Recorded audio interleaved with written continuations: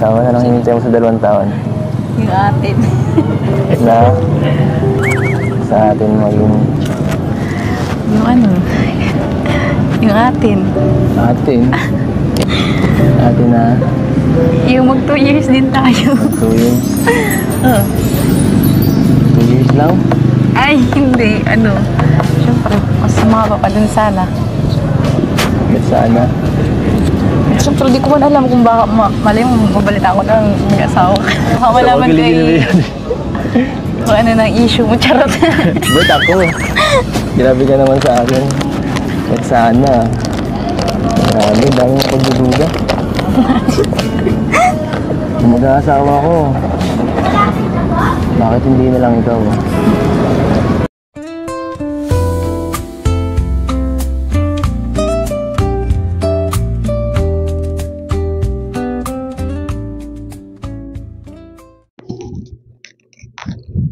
Okay, good morning, good afternoon, good evening sa lahat. Welcome to my YouTube channel, Rosalski TV. Hello po, magandang araw sa lahat, no? Andito po tayo para mag-reaction sa isang vlog ni Kalinga Prab. Ito ay yung latest vlog niya sa EDC. Ito yung second anniversary ni Beyonce at may photoshoot dito, ano?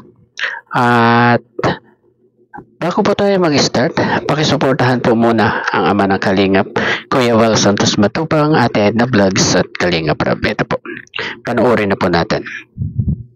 Right, so hello, what's up mga Kalingap, ang mga katahanan natin dyan. Welcome kayo syempre sa ating munting tahanan, ang Kalingap Community, kung saan tayo po ay tumutulong gamit syempre ang ating platform, ang ating YouTube channel. Ayan, sabi ko nga, itong YouTube channel to hindi lang po for me, kundi para po sa ating lahat, especially sa ating mga scholars and beneficiaries.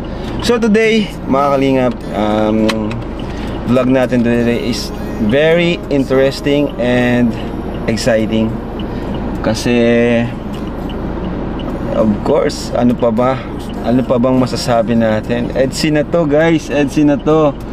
So ngayon, pupunta tayo doon sa lugar kung saan magpo-photoshoot po ang EDC dahil ika 2 years.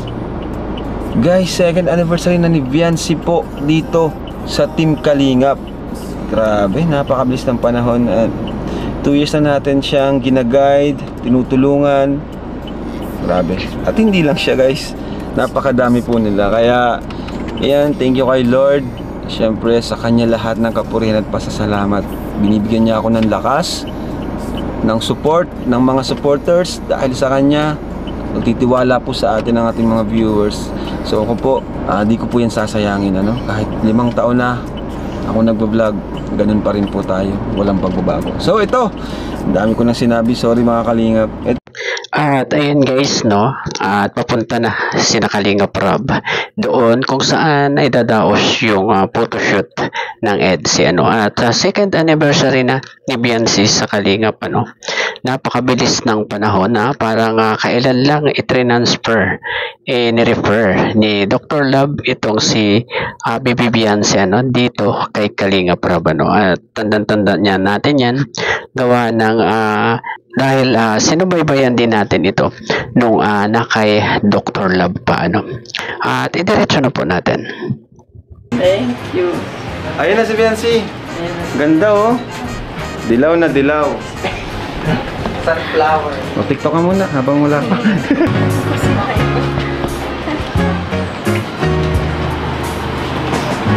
Ay, ang bawal ko.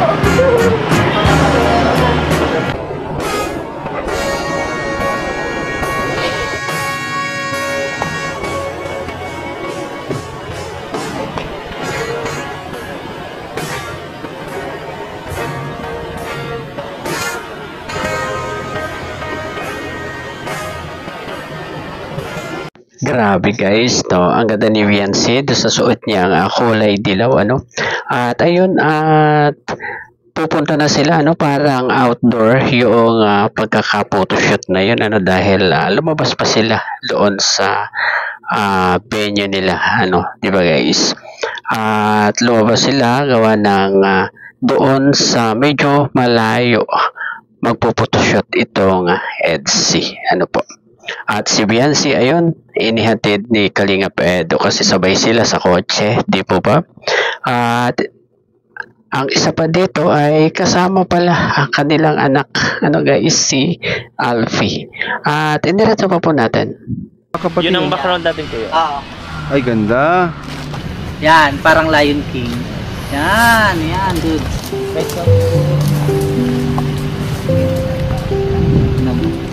Pwede ka mag ano bro? Wala, ang cute. Pwede ka maglipat-lipat. Ha? Oo, dito ko. Pwede ka maglipat-lipat. Ikaw bahala. Okay, one more. 1, 2, 3. Alam mo ka. Tagilid. Sige lang guys, mag-ano lang ako ha. Yan. Wide lang. Then, ikat lang. Sige. Tapos tatahol si Bian. Sarap.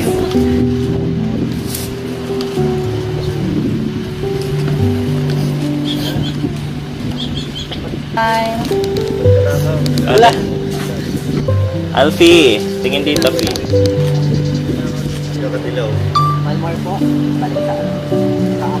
Tama si Alfie, naka one shoulders na siya. Ano yung lakad Bian?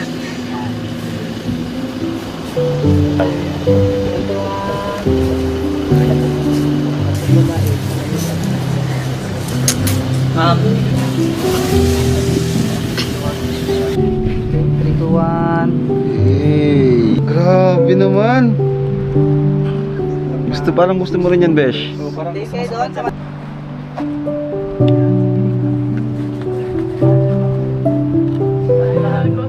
National costume. Tinginan. Tingin na kayo, tinginan. 1. Yan. Nasisilo ako.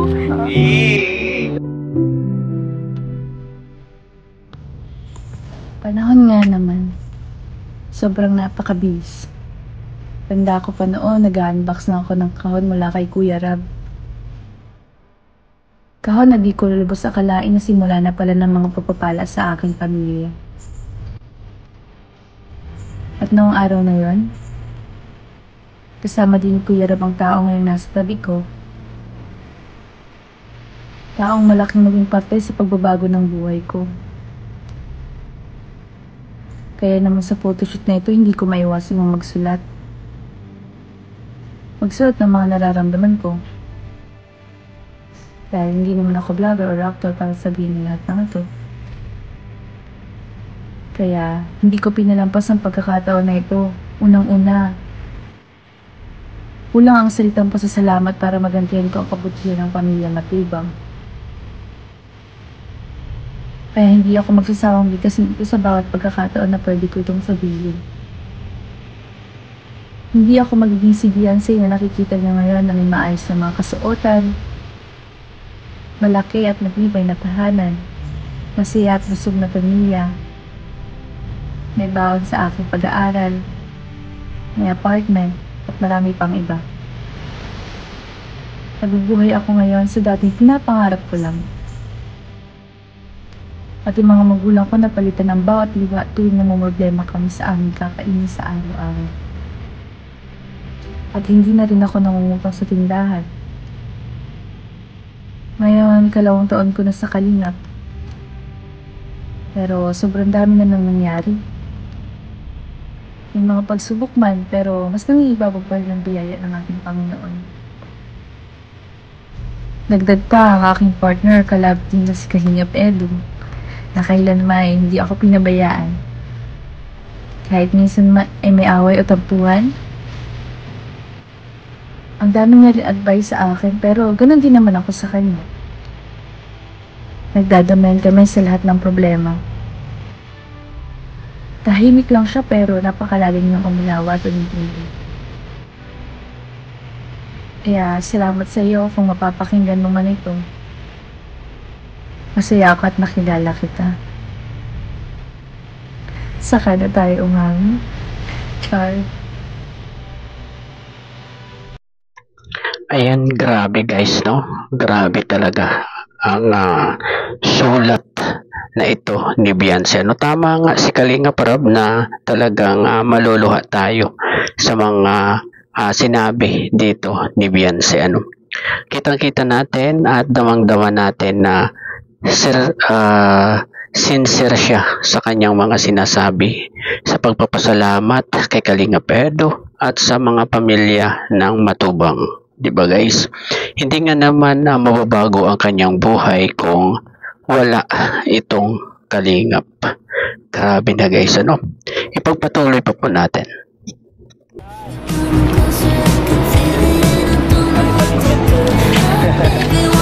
Yan. Igutin mo lahat ng sariwang hangin. Ito pala yung yellow coffee. Yellow coffee.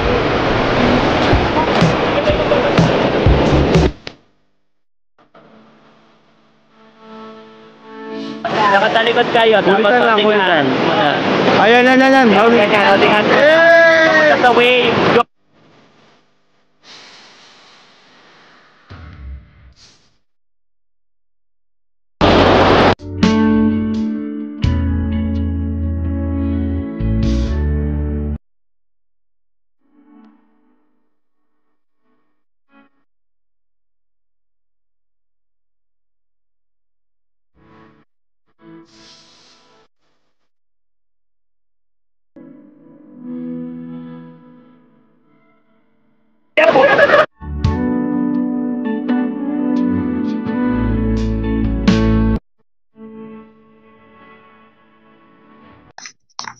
Grabe guys ang photoshoot na ito, no? Ang dami nangyari dito sa photoshoot na ito. At talagang si Alfie kasama, no? Ito ay photoshoot pala ng isang pamilya, no? Ni Kalingap Edo, ni Biancy, saka ni Alfie. Pambihira, ano? Talagang tama nga si Kalingap Rab na kakaiba, kauna-unahan ito sa Kalingap na nangyayari sa isang photoshoot, maraming ganap at napakaganda ng mga pinuntahan nila na venue para sa photoshoot na ito, guys. Diretso po natin.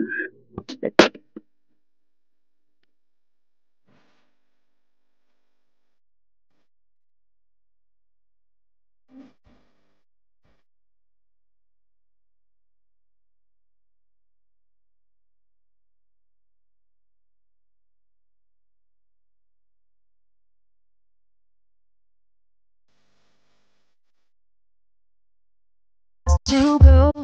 No, I don't want us to go. Yeah.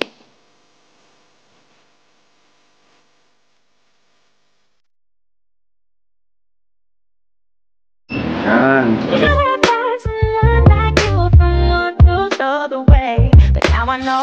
Ano yan, vampira? Vampire. Vampira ko. Ay, oo nga, vampira. Galing sa kaburan. Vampira naka-brace. Nagpa-denta. Vampira kaso kakaingaling na sa tao.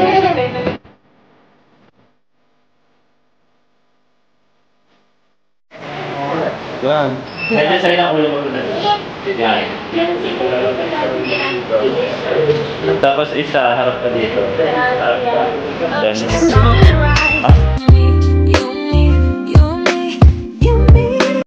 Grabe guys, ang ganda ni Beyonce, At ito yung napakinggan ko na sinabi ni Kalingap dito na hindi papayagan ni Kalingap Edo na magsuot si Beyonce ng ganoon kung nasa labas, di ba guys?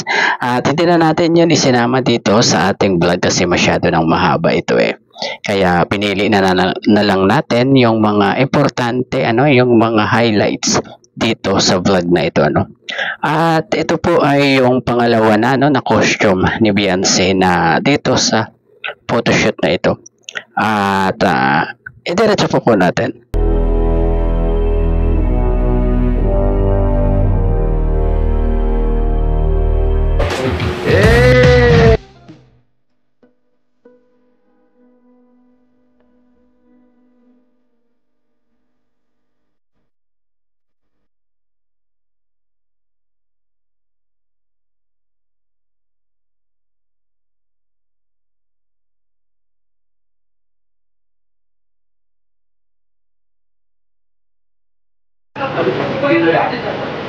yan, bitawan na lang. Parang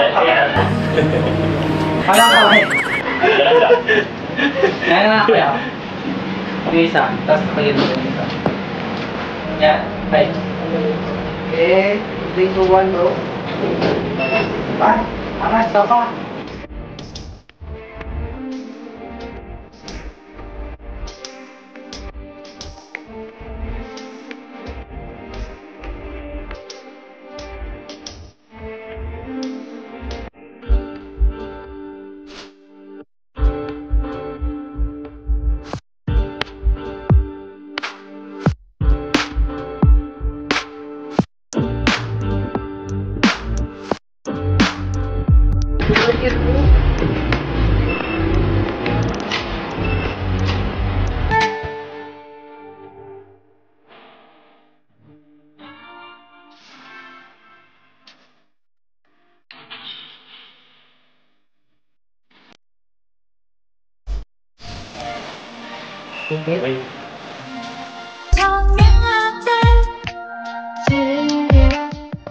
No! Ako. Okay.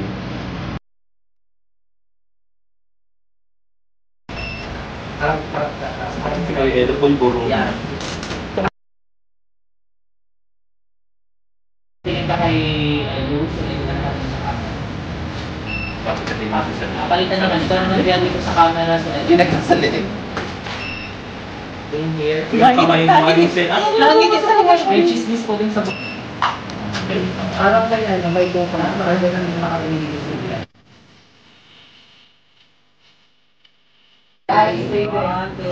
Stay best, stay. Akala mo episode Ayusin mo na katalikod ka na. Wala ka nakapik. Wala na picture. Akala mo episode 10 pa lang kung mahiya eh. Medyo malayo. Yan, natin ka ng konti. Kaya gano'n ka ba? Tapos medyo tingala ka. Go, lapit.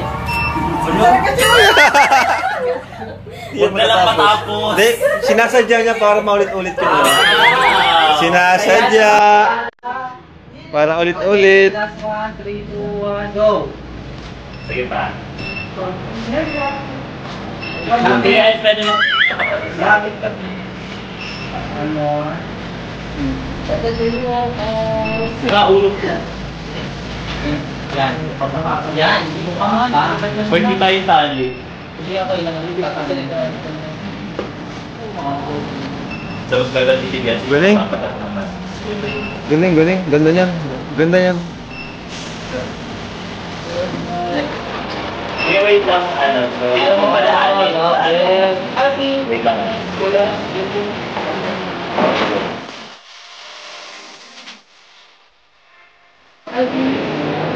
Okay. Okay.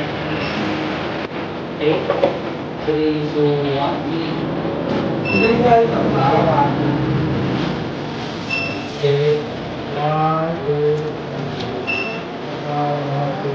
Ito nga po. Tawag mo siya. Auntie. Di ba?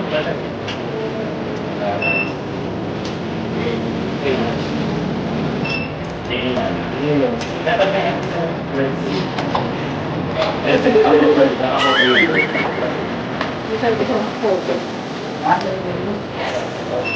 Hindi kasi ko yun. Last na, closer kayo, tapos tingin dito. Twilight. Bakit sa picture ay tao ilangan na kay natin? Alam mo ito. Sino ba? Hindi ka siya nila. Naglalagay ka ng ipinan din yung isang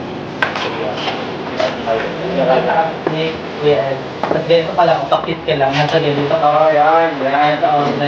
Yan. Okay. Mga tulad nyo kuya. Yung ano, pang-paglalagay na lang. Yan. Makasenting.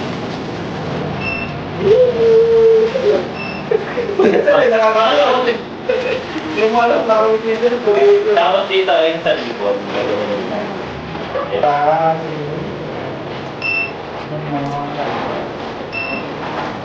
Kaya ka na dyan. Ano pa? Okay na pa? Check tayo. Grabe guys, at yun yung yung huli na costume nila doon sa photoshoot na yun, yung ang attire nila ay parang Dracula, ano, saka vampira, 'di ba guys? Grabe, ang ganda talaga ng photoshoot na ito. Talagang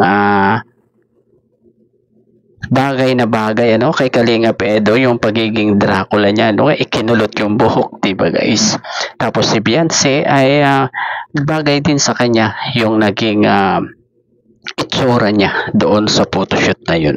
Grabe, ano, kahit mga Dracula sila at vampire ay nakakakilig pa din, ano, yung kanilang mga post doon sa photoshoot na yun. Ano, grabe, ibang iba talaga ang ating EDSI dito sa photoshoot na ito. Meron ka ba sa mata? Grabe. So, congrats sa photoshoot kanina. Ganda ng mga kuha mo dun,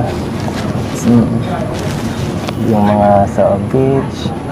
Lalo na yung got, no? Bagay na bagay. Pwede ka pala maging emo, Emo. Ha? Grabe. 2 taon ka na pala agad, no? Sa Kalingap. Hindi. Parang kailan lang. Pero mas may hinintay ako. Alin? 2 taon na lang hinintay mo sa 2 taon. Yung atin. Na sa atin maging Yung atin. Atin na Yung mag 2 years din tayo. 2 years. 2 years lang? Ay, hindi. Siyempre, mas sumama pa dun sana.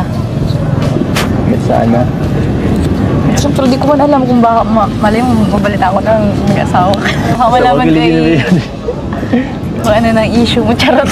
But ako, grabe ka naman sa akin. At sana. Grabe, dami mo pagdududa.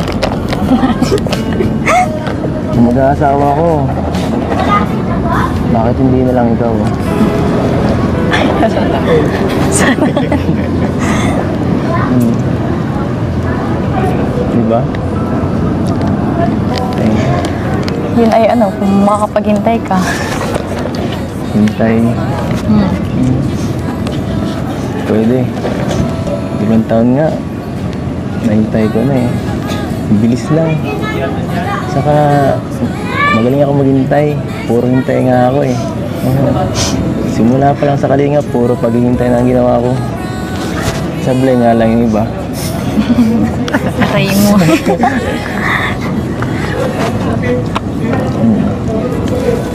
Sana kung maghintay ako, saan ako. Ba't ko pa baga sasabihin yun kung wala?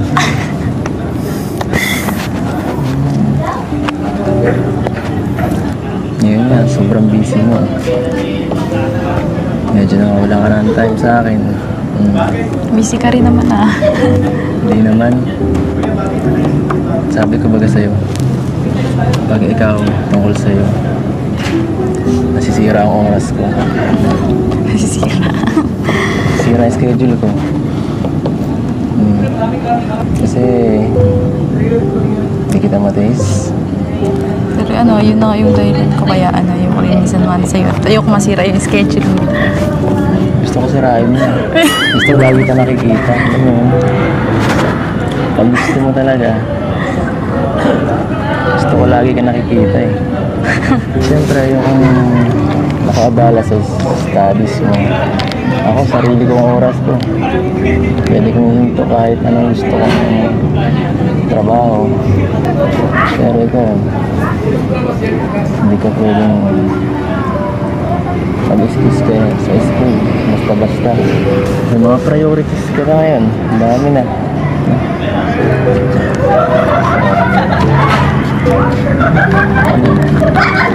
Okay ka lang? Wala. Gusto ko lang mag-sorry sa'yo. Tsaka syempre mag-thank you. Sa pag-iintindi. Naghihintay. Siyempre. Simula pa lang nung hindi po talagang grabe yung effort mo palagi.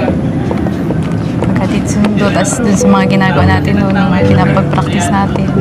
Kahit alam kong pagod ka na galing sa pag-scout, talagang dito ka pa rin mag-practice. Siyempre gusto ko maibigay sa'yo yung pinaka-the best. Ginawa ko yung lahat Kaya nga, thank you. para may pakita sa'yo yung seryoso ako. Kita mo sa lahat hanggang sa regalo ko. Lahat yun galing sa akin. Galing dito.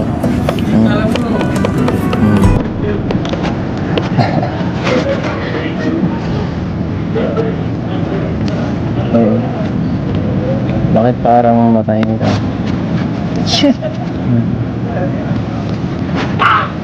Wala. Okay lang? Namimiss ko lang yung nakaraan, yung summer baga. Lagi tayong magkasama. Lagi tayong nalabas. Namimiss ko yung marami pa tayong oras para baga magkita. Namimiss kita. Sabi naman eh. Gusto lang naman ang panahon eh. Mamalayan natin. Sunod, second year ka na. Third year. At malala tapos ka na. No? At magagawa mo na kahit anong gusto mong gawin. Baka susunod, makita na lang kita. Nasa ibang bansa ka na. Kasi ikaw, baka may asawa ka na. Ako? Bakit mo naman ako tinataboy? Hindi kita tinataboy. Siyempre, napapaisip din ako noon. Nag-overthink din ako dun sa ganun. Kasi, siyempre, nasa edad ka na. Sorry. Hindi, gusto ko lang maging honest na gano'n. Na nag-OT ako sa sa magiging pagdating ng panahon. Tsaka di rin naman ako 100% na umaasa kasi yun, ayoko masaktan. Alam mo na yun? Tsaka, kasi yun, di ba natin alam kung ano mangyayari sa mga susunod na taon. Tama ka. Wala nga. Hindi mo alam. Hayaan mo na yung mga masyado kong mag-isip sa long term eh. Basta fokusan mo yun ngayon. Pakita mo sa mahal mo yung pagmamahal mo sa kanya. At araw-araw at yun naman mahalaga eh. At sigurado hindi yun basta-basta magbabago kung palagi ka namang nag-show up. Huwag mo na masyadong huwag na kayong mag-isip ng masyado. Matagal pa yun eh. Enjoyin ta muna yung ngayon. Okay ka lang? At parang nagkatitiray ka.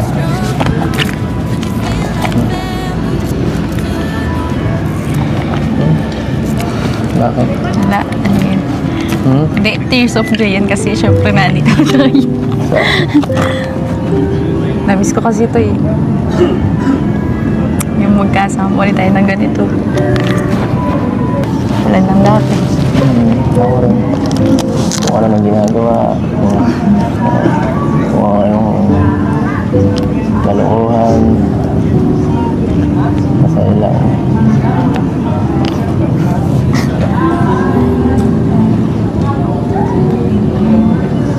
Diba?